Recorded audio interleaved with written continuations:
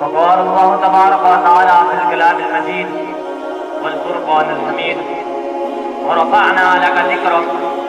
وقال في موضع آخر ألم يجدك يتيما فآوى. صدق اللہ العظیم.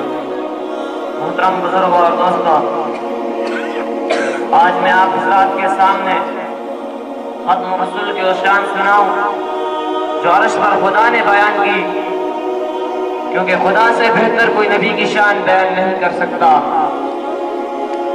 اللہ تبارک و تعالیٰ نے آپ صلی اللہ علیہ وسلم کو ایسی بلند شان عطا فرمائی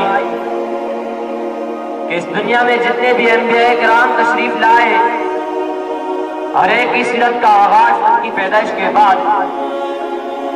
حضرت آدم علیہ السلام اس دنیا میں تشریف لائے، ان کی سیرت کا آغاز ان کی پیدائش کے بعد.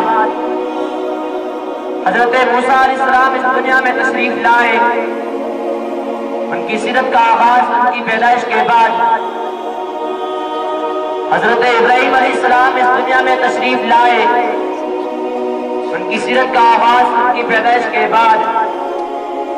اسی طرح 1,24,000 انبیاء کرام تشریف لائے اور ایک کی سیرت کا آغاز ان کی پیدائش کے بعد. لیکن میں قربان جاؤں ہمارے نبی محمد صلی اللہ علیہ وسلم پر کہ سیرت کا آغاز پہلے اور پیدائش بعد. حضرت آدم علیہ السلام کا جب اس دنیا سے جانے کا وقت آیا تو اپنے بیٹے سے وصیت کر رہے ہیں کہ میرے بیٹے، اگر دنیا میں تجھے کسی چیز کی ضرورت پڑے تو اللہ سے محمد کا واسطہ دے کر مانگنا. بیٹا کہنے لگا، ابو محمد ہے کون؟ حضرت آدم علیہ السلام نے فرمایا، اے میرے بیٹے، بات تو صرف اتنی سی ہے کہ اگر محمد کا یہاں آنا نہ ہوتا تو یہ کائنات نہ بنائی جاتی. اگر محمد کا یہاں آنا نہ ہوتا تو یہ چمکتا ہوا سورج نہ بنایا جاتا، یہ جھلملاتے ستارے نہ بنائے جاتے، یہ زمین آسمان نہ بنائے جاتے، کچھ بھی نہ بنایا جاتا. یہ صرف محمد مصطفیٰ صلی اللہ علیہ وسلم کی خاطر بنا کر سجائی گئی ہے. اللہ تبارک و تعالیٰ نے فرمایا، ورفعنا لک ذکرک. اے پیغمبر، ہم نے تیرے ذکر کو اونچا کر دیا. اے پیغمبر، ہم نے تیرے ہر بول کو اونچا کر دیا. اے پیغمبر، ہم نے تیرے نام کو اونچا کر دیا.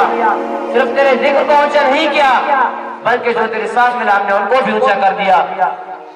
دیکھیے، حضرت ابو بکر پہلے صرف ابو بکر تھے، جب میرے نبی کے ساتھ ملے تو صدیق اکبر بن گئے.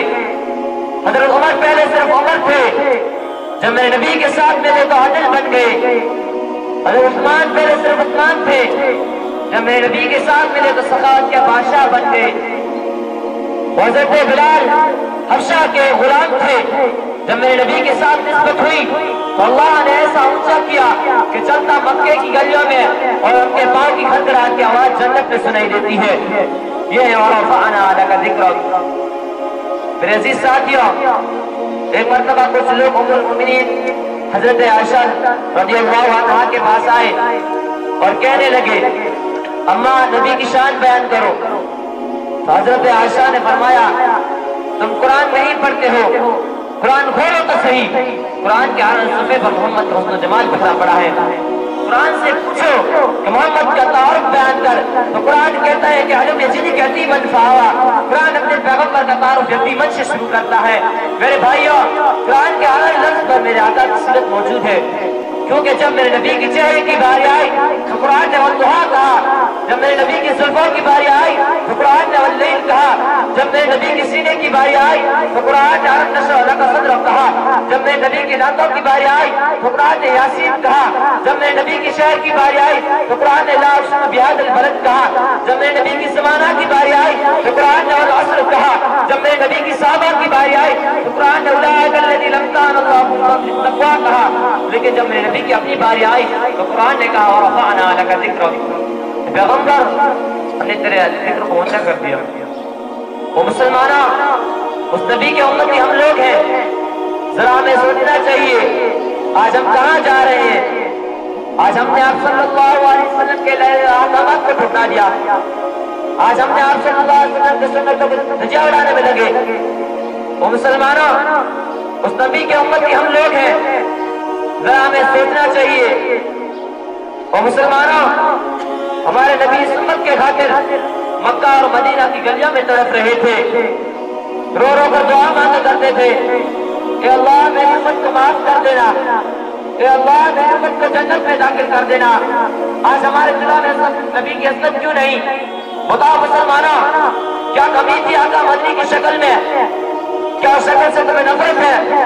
آقا مدنی کا شکل جسے دیکھنے کے لیے زمین پر اترا کرتا تھا، فرشتے قطار لگائے کرتے تھے، کیا شکل سے تمہیں نفرت ہے؟ کیا نبی سے دشمنی ہے؟ کیا انگریز جیسے کتے میرے نبی سے زیادہ خوبصورت ہو گئے؟ کہ سلوار کرتا پہننے پر کسی کو موت آ جاتی ہے؟ کچھ نہیں ہوتا، صرف شیطان نے ہمیں بھڑکایا، ہم نے نبی کا رستہ چھوڑا، ہم نے قرآن کو بھلا دیا، ہم نے نمازیں پڑھنا چھوڑ دی، ہم نے اپنی نازاں منوانا شروع کر دی. وہ مسلمانوں، کم از کم نبی کی شکل کو اپنے پاس رہنے دیتے. کہتے ہیں کہ ہمیں داڑھی رکھنے میں شرم آتی ہے. خدا کی قسم کھا کر کہتا ہوں، ان داڑھی والوں سے تو جنت کی حوریں بھی پیار کرتی ہے. تم اس داڑھی کو کیا سمجھتے ہو؟ تمہیں تو کینچی لے کر اسے چھوٹا کرنے میں مزہ آتا ہے تاکہ اپنی بیویوں کی نسلوں میں اچھے بنے. وہ لوگوں، کل نبی نے منہ پھیر لیا تو کہاں جاؤ گے؟ وہ نبی کے روزے بنا بنا کر محبت کی نعتیں پڑھنے والا، نبی نے تو تمہارے خاطر مولوان ہو کر دیکھا تھا، اپنا چہرہ سختی کروایا تھا، راتوں کو سوئے نہیں، اللہ امتی امتی کہتے چلے گئے. امت والو، تمہیں تو نہ نبی کے کپڑے اچھے لگے نہ نبی کی شکل اچھی لگی. ہر کسی کو ہیرو بننے کا شوق ہے. میں کہتا ہوں کتنے کو بھی بولنے کی صلاحیت دی جاتی تو اس انگریز کی شکل سے نفرت کرے گا، لعنت بھیجے گا جس کی شکل تم آج بنا رہے ہو.